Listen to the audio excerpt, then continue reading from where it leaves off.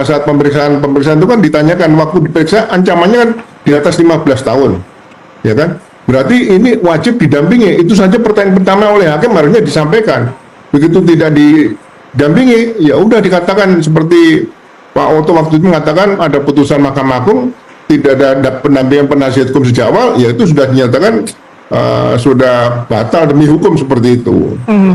Pak Ugro, Anda masih berpendapat bahwa peradilan yang terjadi di tahun 2017 silam itu merupakan peradilan sesat, atau ini bisa disebutkan makin terang mengafirmasi hal itu? Ya, saya belum tahu motifnya. Kalau sesat itu, apakah itu Polri secara utuh? Menurut saya sebagai organisasi yang besar, polisi atau kejaksaan juga sama, pengadilan sama, saya rasa tidak bisa diartikan secara institusional ya. Tapi kalau perorangan, sampai sekarang saya tidak tahu motifnya Aibtu Rudiana berbuat seperti itu tidak pernah diungkap. Karena dengan pangkat Aibtu tadi saya katakan, ini kan penyidik pembantu, atas perintah penyidik siapa dia bisa melakukan hal seperti itu. Jadi dari laporan polisi pertama kali membuat laporan model B saja, dia seolah tahu, itu sudah salah fatal seperti itu.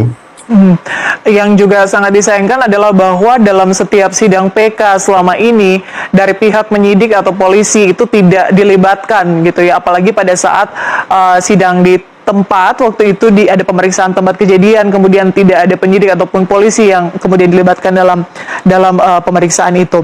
Sebelum kita lanjutkan, kita dengarkan dulu soundbite berikut ini. Kalau sama, kita buka tiga-tiganya.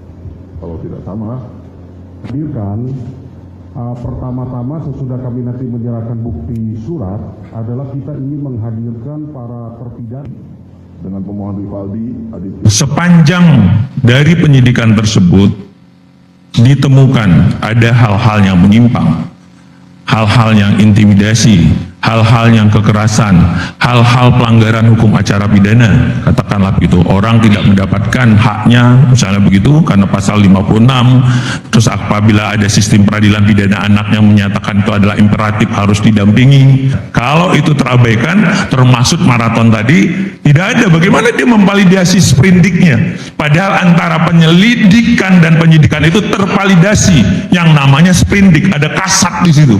Ini gimana kita gelar? Di situ sebenarnya pertanggungjawaban sama seperti kalau teman-teman lagi bikin rendak itu segala macam, ada kasih hidup, ada kajarinya. Jadi ada validasi institusi. Sewaktu itu tidak ada, I'm so sorry to say, itu adalah penjahat yang terorganisir, orang diculik. Ada sesuatu yang tidak dipaksakan. Loh, dia kan mewakili organ negara yang punya standar operasional prosedur adalah UHAP. Saya selalu bilang di kelas, ini SOP, standar operasional prosedur, norma, ya harus kita jalankan. Ojo minta adil kita semuanya kalau kita tidak tertib di awal. Kalau ada lompatan tadi, ada penyimpangan tadi yang bukan bidang yang ngambil, berarti itu ada sesuatu yang nyimpang. Kok dia? Maka patut diduga semestinya hakim pada waktu itu begitu tangkap siapa yang dibunyikan itu, orang itulah yang harus dipanggil. Karena bisa jadi orang yang dihadapkan dalam BAP sudah lewat dalam fase itu. Coba lihat rentangnya lagi. Tanggal berapa? Maka yang tadi saya bilang, telusuri, telisik, teliti. Jaksa 138 bilang supaya dominus litis, Anda menerima dan memeriksa, Anda menerima dan menilai. Itu perintah UHAP. Supaya apa? Gagah sebagai dominus litis yang menentukan satu-satunya. Hadirkan saksi dari pihak mereka yang dahulu dia ajukan. Tapi bukankah hakim punya wewenang untuk itu? Nah, itu yang saya katakan tadi, hakim yang memeriksa ini dia hanya kan untuk memeriksa. Siapa saja, apakah boleh hakim yang memeriksa di PN ini untuk menghadirkan orang yang menurut mereka perlu dihadirkan? Nah, ini nggak diatur kalau kita bicara secara formalitas. Formal dalam KUHAP itu tidak diatur. Nah, ini sudah ada suatu kebijakan yang kemarin pemeriksaan setempat. Ini kan suatu terobosan menurut saya. Nah, ini kelihatannya majelis tidak melakukan terobosan, perlu tidaknya itu Rudiana untuk dipanggil. Kalau pihak pemohon, tentu kan juga bagaimana dia untuk menghadirkan orang. Karena kan ini berseberangan. Itu Rudiana ini posisinya kan ada di posisi jaksa sebenarnya. Orang yang ada di pihak di situ kan. Kalau yang punya tentu kan jaksa yang punya, bukan pemohon. Nah ini kondisi yang kayak begini ini perlu kita perjelas di masa yang akan datang. Jadi yang pasti majelis tidak mengambil kebijakan yang memeriksa ini menghadirkan Ibtu Rudiana ke dalam persidangan. Nah kalau mereka meminta, kalau dia nggak mau datang, apa konsekuensinya? Apakah berlaku juga ini ada upaya paksa? Boleh juga. Ini juga belum ada. Meskipun aturan. bagian dari institusi Polri bisa dipaksa untuk datang. Ya itu dia maksudnya. Kalau dia kan bukan yang diajarkan ini kan bukan institusinya, saksinya, orangnya, orang perorangan kan.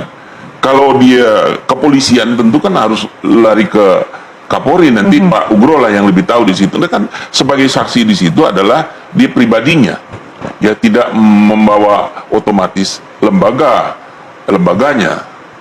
Kalau Oke, menurut saya begitu. Oke, Pak Ugro. Tapi kemudian secara etika, Pak Ugro, Anda kemudian bagian dari institusi Polri. Ketika menghadapi kasus-kasus yang demikian, ada sidang PK, bukankah elok, Pak, kalau misalnya seorang penyidik yang kemudian terlibat dalam satu kasus, terlebih khusus di kasus ini, kemudian memberikan diri lah dalam artian datang ke sidang, kemudian memberikan statement, pernyataan, paling tidak masyarakat atau publik bisa mendengarkan dari sisi kepolisian. Jadi gini, laporan polisi itu kan ada dua, laporan polisi model A dan laporan polisi model B.